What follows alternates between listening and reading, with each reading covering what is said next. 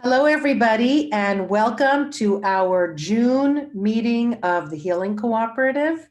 The Healing Cooperative is a professional networking and spiritual support group for people who are passionate about holistic healing. And every month we meet on Zoom, we get a chance to meet somebody new who has a healing journey to share with us or a healing modality to share with us. And today, I'm very excited to have author Andy Heller as our speaker of the month. And Andy is going to be talking to us about his new book, Take the High Road, Divorce with Compassion. So we're very, very excited to have him present his book to us. And before I introduce Andy, just want to let you guys know that there is something very special in this book that really called my attention. And as you guys know, I'm a psychotherapist in the state of Texas, and I really believe in the importance of family therapy. And something that I found when I was reading the book is that family therapy is so very important in the divorce process. It differs from other therapy in that it is designed to get the entire family on the same page in terms of challenges and ground rules. Family therapy programs are typically short in duration, but they are important because children get the chance to see their parents' commitment to time and energy in the healing process. So that I thought to me was just like so important in the book, and I was very, very happy to see that. So without any further delay, I'm going to turn over our presentation to Andy Heller. Thank you so much for agreeing to be our speaker this month. First of all, Susan, thank you for having me. I love the, I guess, the context or the theme of what you do. And my sister is got her master's in social work, so I'm very familiar with the therapy space. And you have a lot of therapists that are really special, and then they try to really impact a lot of people in a positive way. So these things are, I think what you do here is very, very selfless, and it's great. So so I am excited to be here for a number of reasons. Susan was introduced to me through a very dear friend of mine, everybody. And also I wrote this book that, without being corny, is something that is, I just want to try to help a lot of people on a journey that can be very difficult, and in a manner that can make it easier for a lot of others. So what I intend to do today is give just a short bio, what led me to write this book.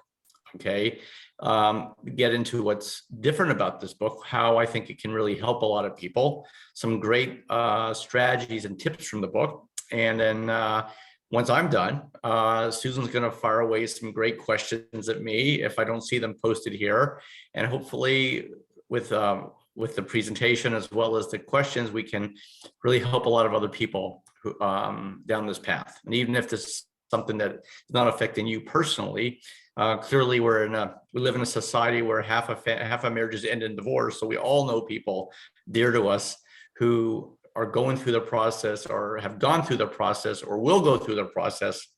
And so we can hopefully take what we learned today and say, hey, I got a book that can maybe help you guys. So my story, everybody, I am not a therapist. I'm not a divorce attorney. I have no expertise in the divorce field. Okay, so why in the world did I write this book? And what qualifies me? Well, basically, I co-authored two books in the early part of this the 2000s on real estate investing. So I'm a guy who's had a couple careers. One is a real estate investor, and the other in international shipping. And the real estate books that I wrote, were very fortunate and blessed that they got picked up by Fortune magazine, recommended, and it led to me being able to go around the country and teach people about real estate investing. But I am a businessman. I have had a number of businesses in my career. And then in the year 2013, I had a particularly challenging divorce. Okay. And without getting into all the specifics, it was really difficult, guys. And so my spouse at the time and I, we were meeting with what's called a co-parent counselor. So in a high conflict divorce, you typically have a period of time where it's impossible to communicate. And actually, you know what? I'm going to pause there, Susan, and take a step back, because there's something I left out that's important. Part of my own therapy, my own coping mechanism when I'm stressed is I write. And just it just lets my steam off, so I just start to write. When my mother was in hospice and passing away, I started taking notes, and part of my notes became an article that got picked up in 5 national newspapers in the Mother's Day after she passed. Okay, so during my own challenge and divorce, I'm taking all these notes. Okay, and that will bring me up to where I was when a minute ago. So my ex-wife and I were with this co-parent counselor, and look, I consider myself to be a very reasonable, compromise-oriented, positively wired, responsible person. Okay, but when you get through divorce, even if it's something that you want, the divorce represents the collapse of dreams that you had at one time. So very few divorces I find are where there's not a lot of emotion percolating. And that emotion affects all people. We're human beings. We are all flawed creatures. And when you have heightened emotions, you tend not to make decisions as soundly as you would do otherwise. And despite the fact I consider myself to be very grounded and reasonable, I also was being affected.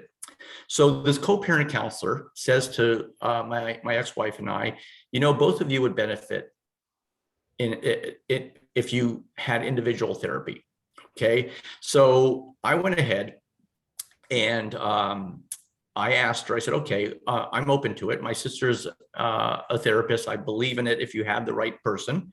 I said, I want somebody who is specialized in working with divorced men, okay, who understands the shoes I'm going to be walking in.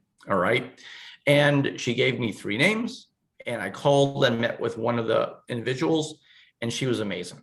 Okay. She was my my rudder, as I call it, along the divorce. So during the divorce, a couple things happened that I want to highlight here as part of the story that led to this book. First of all, so at that time, I was running my own company, Susan. So I had a lot of flexibility. I'm just one of those guys that I guess I got a high energy level, and I'm fortunate enough that I can function quite well on very little sleep. So, and I had the ability of running my own schedule because I ran my own business. So many times I would come into my therapist's office, and I would talk about things that were going on, and she would say, Andy, based on what's going on, I'm going to recommend this book. So she would pull this book off her shelf and give me a book, and I read them all. So I read a lot of divorce books. Okay, and even I'm a big believer, everybody, even the worst book, if you can get 1 or 2 points out of there that can help you, it's worth your 3 hours. Okay, so I read a lot of different books written by a lot of different specialists. All right, and there were some that were quite helpful. The other impression I wanted to leave you all with is that I cannot count how many times I would come into her office, something specific happened, and navigating through my own divorce. And I would say, hey, this is what happened, and this is what my ex-wife did, or this is what I did, or this is what the kids did. And I said, I know how I'm going to handle this. Here's what I'm going to do. Now, again, thinking to myself, really level-headed, reasonable, compromise-oriented guy. And I would tell her what I'm going to do, and she'd say, okay, Andy, thanks. That's not what you're going to do. Here's what you're going to do instead.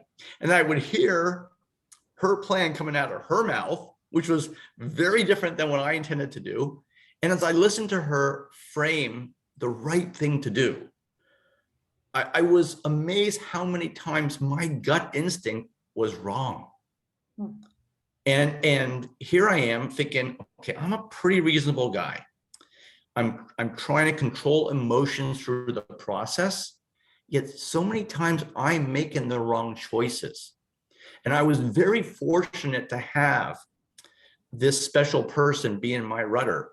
And I thought, how many people either are not wired like me, where they are making a lot of the right decisions to go with some of the wrong decisions, and or don't have a person like this in their life.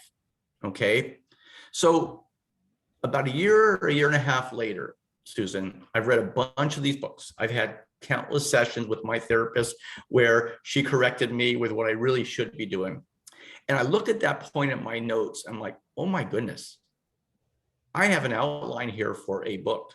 And it's a book that's unlike any other books out there in the divorce space. And that's the first time I thought there's an opportunity here to help a lot of people. So how is my book different? Because if you go online and look for divorce books, there's lots of books. It's a crowded space. All right. My book is different really in two ways. First is there's lots of books written by expert therapists like Susan, and they're great. They're written though from the perspective of a therapist. Okay. There's lots of great books written by co-parent counselors. There's lots of great books by family counselors, and there's lots of great books by attorneys. Okay. I am none of these things. I am simply a businessman who is not going to lean one way or the other towards a therapist point of view or towards an attorney's perspective or a co-parent counselor's perspective. I'm just a guy who went through a high conflict divorce, and I felt there's an opportunity to give a very objective overview of divorce, of getting through a divorce process. And one of the things you'll notice in my book, and I will give you some examples of this, Susan, part of solving some of my own challenges was when I began to utilize very, very specific business skills that I've been trained to use in my divorce. And that's something that was in no other books that I read. And I'll give some examples of that in a second. The other part of my book that's really different is this. Susan, a divorce is an experiential journey. And as I said earlier, during this journey, you're going to do some things and pat yourself on the back, and you're going to make a number of mistakes because we are all human beings. And that's what human beings do, particularly when emotions are heightened. We are imperfect. We make some mistakes. All right. And you, your former spouse, and most importantly, your children will land in a post-divorce space. The problem, everybody, is during this journey, you need this, you really need the knowledge from somebody who's gone through the journey in order to specifically avoid the mistakes so that you and your children and your spouse or former spouse can land in a healthier place. And you don't have a second chance at this. So the theme of my book, the primary theme is I take 46 of the most powerful strategies and tips that you will typically only learn experientially as you navigate through your divorce. And I arm the divorcee with these tips on day one, specifically so he or she, when those situations are encountered, they can handle them differently because they're already familiar with them and they've been given direction of what to do when that situation occurs. So in other words, everybody, you need the tips, not on day 250 of navigating your divorce or day 350 or 450. You need the tips on day one. And one of the questions I get asked a lot, well, Andy, I'm already divorced. Can your book help me? Absolutely. Because so much of the post-divorce world revolves around co-parenting. All right. So even if you're done with your divorce, probably 60% of my book would still apply to you. So those are the two things about my book that separate them from others. It's a businessman's overview of the divorce process, kind of a best practices as you get through the divorce. And there's 46 tips and strategies of things that are likely to occur, many of them to any divorcee. And they arm the divorcee with a strategy or tip for dealing with these issues when they arise on day one, not day 200 or 250. Okay. Now, how did I come to collect this book? Because what's very important is this book is not about one guy's divorce. If you're watching this on Susan's YouTube channel, you don't know me from Adam. Okay. Who the heck says I know better than everybody else? This is not about my divorce. And as I said earlier, I made plenty of mistakes. It's the recognition and the observation of the mistakes that I was making that led me to see that a book like this was necessary. So in putting this book together, what I did is I met with dozens of divorcees who landed in a successful and healthy place. I met with countless therapists on Susan's side of the desk, okay? And I met with divorce attorneys. I met with co-parent counselors. I even met with daddy coaches, specifically a parenting coach that you hire to help you become a better parent on your own when you're used to parenting with a partner, okay? It was the collection of their counsel that has come into creating this powerful book. And again, I'm really proud that there's nothing like this. Now, Susan and I are recording this interview very early in the launch of the book. So I can't say right now, guys, I've sold 1 million copies because this book's been out barely 2 months. But what I can say that I'm proud of are the amazing reviews, specifically from the therapy community, that this book is powerful and can help a lot of people. So let me give a couple stories, and then we'll start taking questions in about 10, 15 minutes. But let me give some examples of what makes this special. I said earlier that the book presents some business principles to use in your divorce negotiations. I'm going to give you some great examples of those straight from the book. Okay. Now I am a Carnegie disciple. Okay. If you read any of Dale Carnegie's books, I used to teach at Dale Carnegie seminars. They do a wonderful job of teaching a business person how to deal with different personalities in different situations, how to treat people the right way. And that has been probably the number one impact, that number one factor that has positively influenced my business success. Is at an early stage in my 20s, I read the Carnegie books and actually was a speaker and a guest instructor at Carnegie seminars when I lived in Florida. So that advice and that perspective is sprinkled throughout the book. But let me give you some specific examples. So let's talk about one before your divorce. Okay. I love the fact that this is a Dale Carnegie inspired approach, because I believe that the work of Dale Carnegie is incredible. What an amazing business coach. Yeah. Thank you, Susan. I really appreciate that. But what I'm going to share right now is some of the stories that got the biggest wow, oh my God, from other podcasts I've done. We haven't heard that before. So let's talk about one of my business principles that are introduced in the book as a negotiation tool.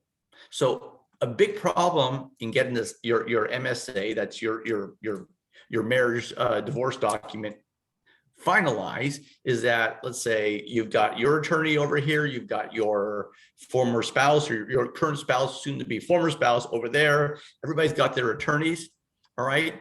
And very often, the biggest thing that's collapsed at that stage is communication, okay? So here you are negotiating a separation of your lives with somebody who at this time you're not able to communicate effectively with. That in itself is what you call it's a time bomb, guys. And this is where a lot of divorced couples end up spending crazy amounts of money wasted on getting and the attorneys love it. Some do, and good attorneys will say, "Hey, stop! I don't want all your money here. You gotta manage this differently."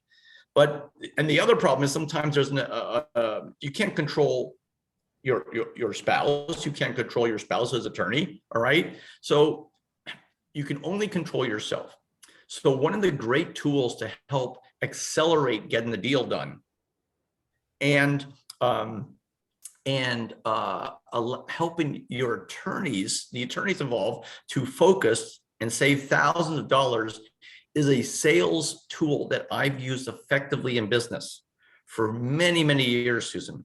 So let's say I'm trying to get some business from Susan Enterprises. All right, you're this amazing importer, and I'm trying to get your business on moving your goods from China into Houston.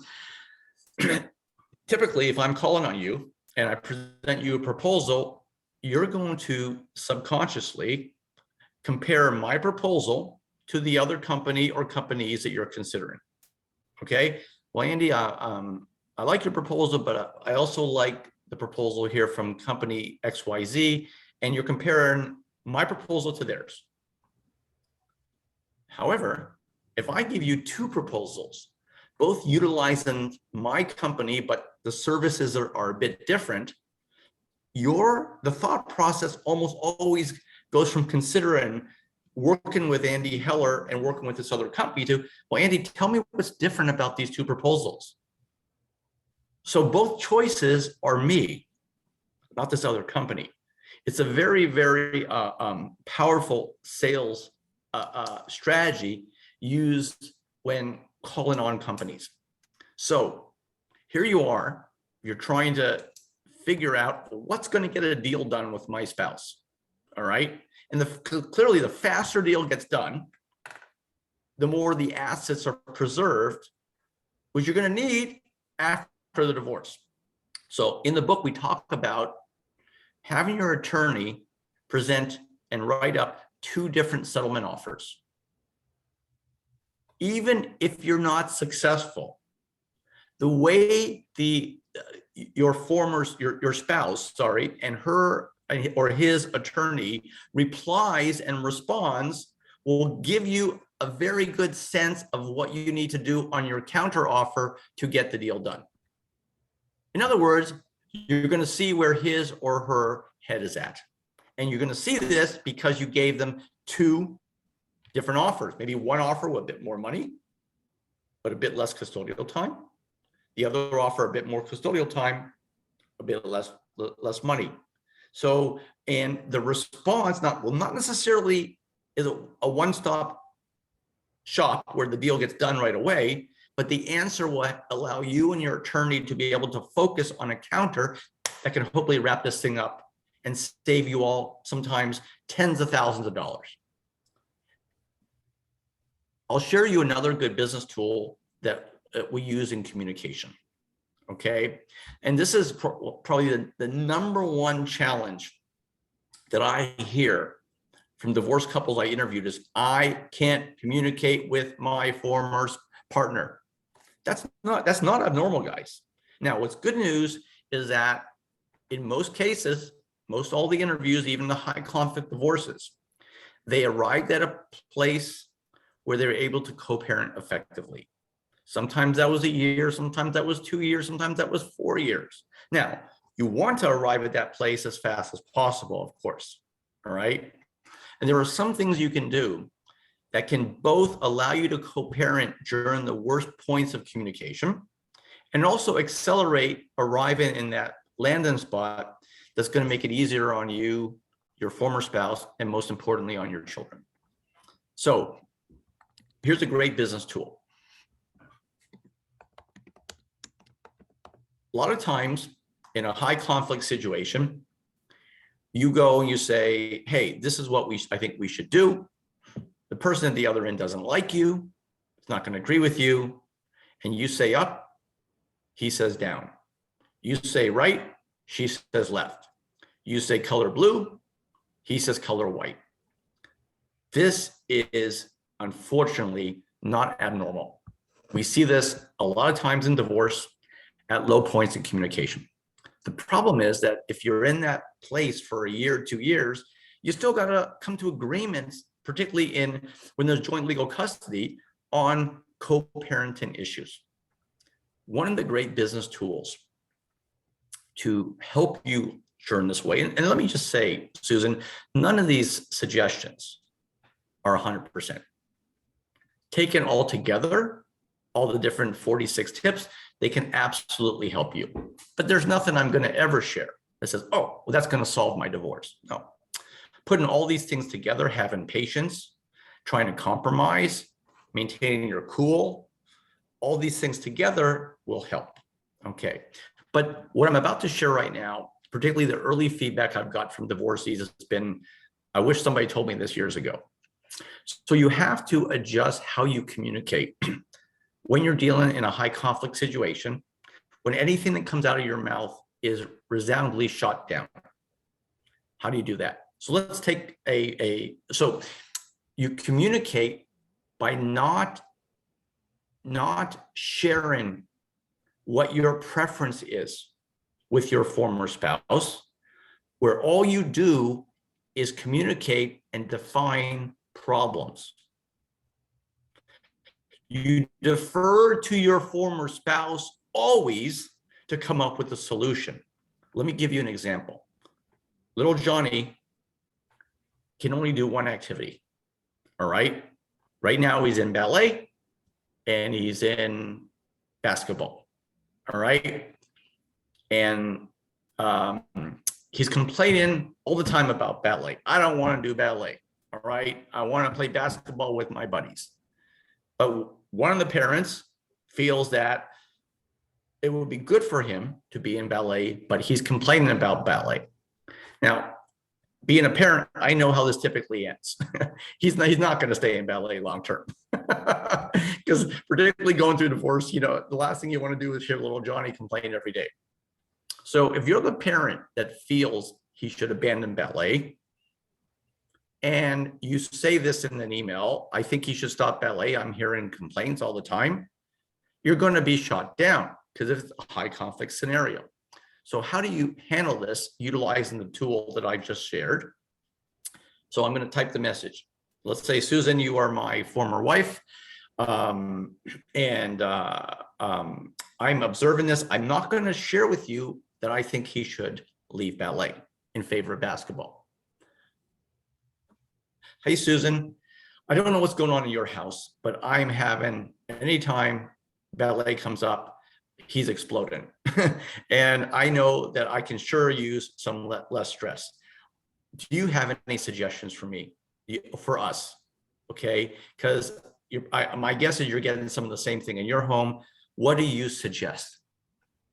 So you state the problem and pass it to your former spouse to come up with a solution.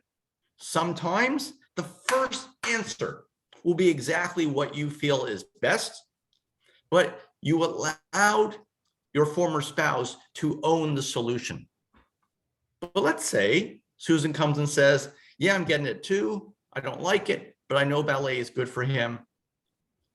So how do I answer that?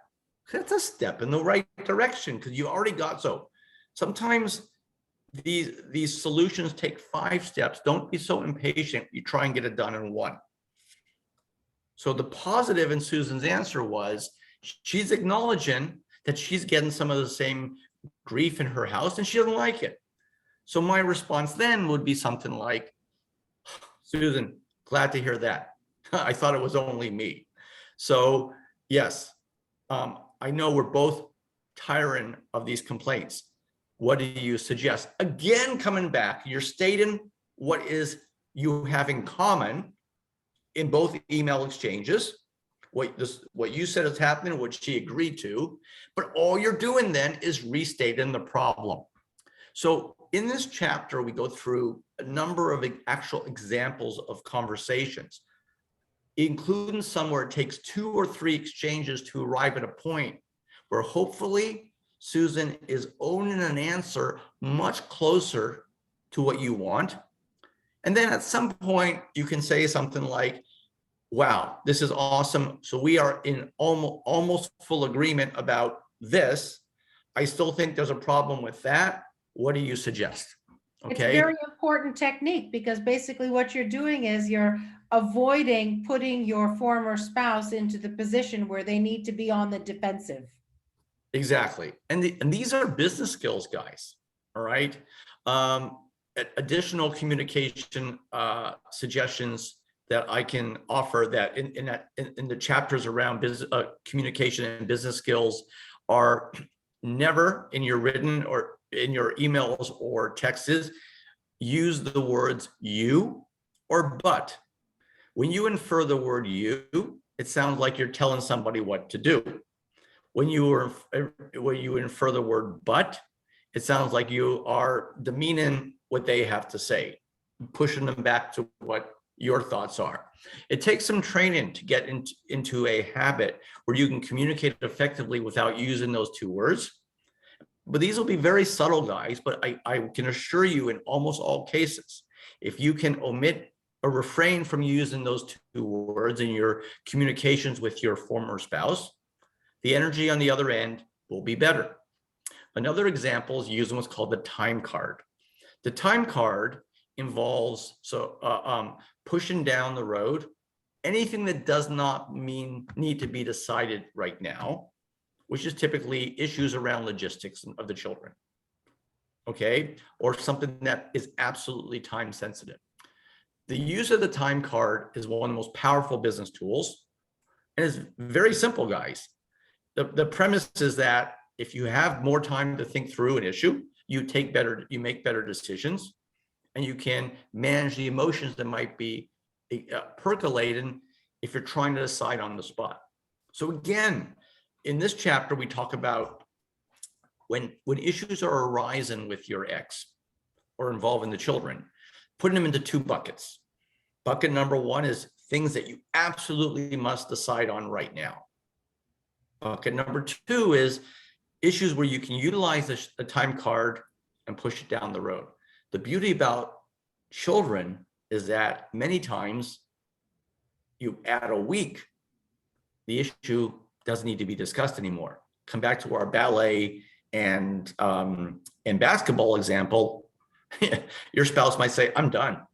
I don't want to hear complain anymore. Let's just put him in basketball." But because you didn't have to decide on that today, you could decide a few weeks later because the seasons were not coming up for a few weeks.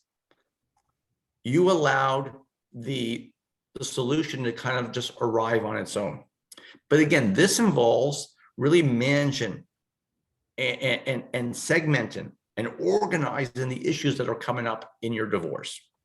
So and then in very, very high conflict divorces, there are some wonderful communication tools that are available that are very low cost, such as the Family Wizard. The Family Wizard is a portal whereby in a high conflict divorce, there can be communication restricted within that portal.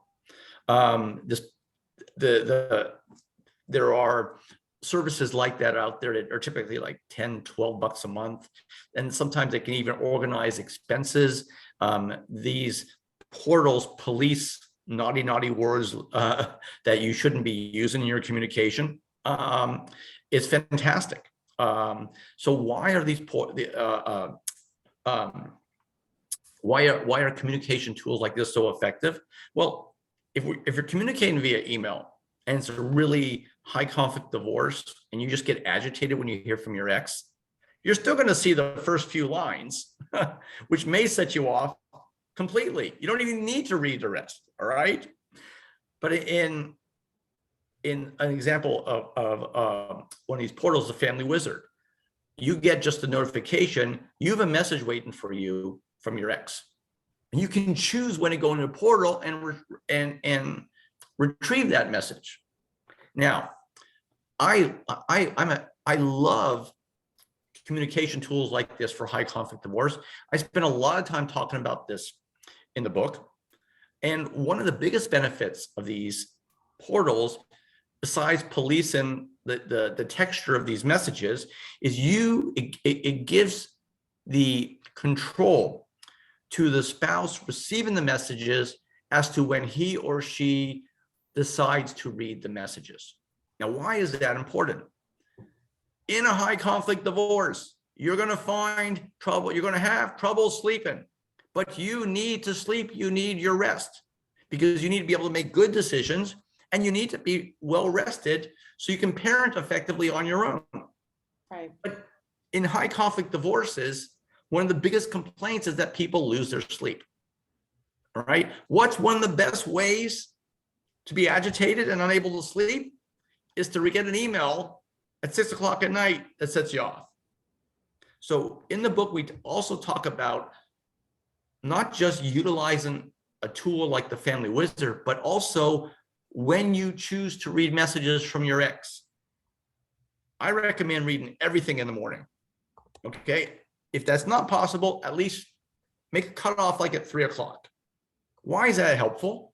Well, if you get a message that sets you off, you got the rest of the business day, the rest of the day to get caught up in a bunch of other things to bring the temperature on that message down. So hopefully you're in a much better way, much better position to be able to sleep at night. So I hope I've given some great nuggets from this book. And I promised Susan I would leave some time for some of the questions that have come in. And let's do that now, Susan. Let's talk. That sounds great. We have a few different questions, comments over here in the chat, and feel free to comment on them. What was your greatest divorce challenge, and how did you cope with that? Fear. Okay. Now that is a great question, and I feel that that depend on whether you're asking to a man or a woman, or you're asking to somebody who's a primary breadwinner or was the primary caregiver in a household where both spouses had vibrant careers or where one was more dependent on the income of another. The answer can be different from everybody. Me personally, Susan, was fear. I love my children. And again, I also want to say that I actually credit my ex-wife because you'll see in the book where I credit her because she had in her world a high conflict divorce with somebody else, and she's the one who connected us with a therapist for the children, put us in family therapy. Introduced me to what's called a kitchen table divorce. My head was spinning. I had no idea about this stuff. And while our marriage wasn't working out, she was wonderful in terms of guiding us on a path that helped us and our children land in a good place. But my personal biggest challenge was fear. I was scared to death that when the dust settled, I would not be in a position where I could be an involved father. That was an overriding concern of mine. We co-parented very well together, but I travel a lot on business. All right, so the time I would spend with children would be uneven. I might not see them at all for 4 days, but I come in on a weekend and say to my ex-wife, "You need to check out. I'm taking the kids. Go and do something for yourself." All right, and I would spend a disproportionate amount of time with the kids and the children, with my children on the weekend. So, but when you're parenting on your own, that's not always possible. All right. So I had to adjust my business day so that I did most of my business travel on her custodial time. Okay. And that actually is another chapter in the book, Susan, about how you need to clearly understand how the divorce is going to change your schedule. Okay. So that you can put yourself in a position where you can both take care of your professional obligations as well as be an involved parent, if that's your desire. So my personal biggest fear was, as the dust was settling out, I had a brand new business and I'd actually relocated. We'd relocated within 6 months while starting a new business. And I wasn't sure how I was going to make all the pegs go into the holes and end with me being able to be the type of parent I wanted to be. But one of the things I talk about in the book is it's really important to identify the 2 or 3 primary goals that you have before you negotiate your deal, compromise everywhere else. and instruct you, guide your attorney to help you achieve those goals. So my fear was something I discussed with my attorney, Susan. I said, I want to make sure that I have joint legal custody and joint physical custody. And it's 50-50 once I finish adjusting my schedule. And everything else, I want to compromise. And that was the directive I gave my attorney. So I would guess my ex-wife's biggest fears were very different than mine, but also very, very honest and very important for her. For sure. And what about your ex and your children and your other family members? How did they react to your book? Well, okay. So about 3 years ago, when I decided I thought I had something of high quality to publish, I met with my ex and I said, look, this is not about our divorce. I told her exactly what I told you in the introduction of, this is about me trying to help other people. And the only place her name is mentioned is in the acknowledgments, where I say the same thing to all the readers of my book as I said to you here, as I credit her for helping me and our children land in a good place. And she said, I'm okay with it. Okay. So that was positive. The kids are a little, I said that my kids are teenagers now, Susan. So I think no matter what I'm going to do, I'm going to be criticized until they go away to college and can come back and have perspective. But they were okay, and those in my world who saw what I went through and how difficult my divorce was, they're all like, this is great. I mean, it's more power to you. I really think what you did is really good. And clearly my extended family and my sister was a therapist, are like, this is great. I mean, this is a very different book from a very different angle that I think can be incredibly powerful. Fantastic. They've been supportive. The answer is a 10 out of 10, Susan. Wonderful. Well, it's been such a pleasure having you talk to us about your book. And I really hope that anybody who is in a situation where they are sadly ending their marriage, that they could find comfort and support from your book. And if somebody wants to purchase your book, a copy of your book, where would you recommend that they go to? Sure. Well, because my book is so new, it's not in all physical bookstores yet, Susan, but on all the online platforms, it is there both in hard copy and tablet form. Go to Amazon.com, Target.com, BarnesandNoble.com, Goodreads. My book is everywhere. So excellent. And once again, it's called Take the High Road. Take the High Road. And here it is over here. Oops. Take the High Road. Better? Yeah, there you go. You got it. Very nice. Beautiful. And I'm very, very grateful for your presentation. And I look forward to meeting you in person one of these days. Well, take care of my birth city, Thornhill, Ontario, Susan. It's been great getting to know you over the last month since we scheduled this. We have a lot in common. And I would just say to everybody, please think about therapists and attorneys who support the divorce world, as well as, of course, people who are going through the divorce. My book's intended to help people. This is not my career. There's no back end where I look to travel the country and lecture to people. The intent of this book is just to put it in the hands of as many people as possible and help them land in a healthier place and faster. Thank you. Thank you very, very much. So we're going to end our recording right now. Thank you so much for being our June speaker. It's my pleasure.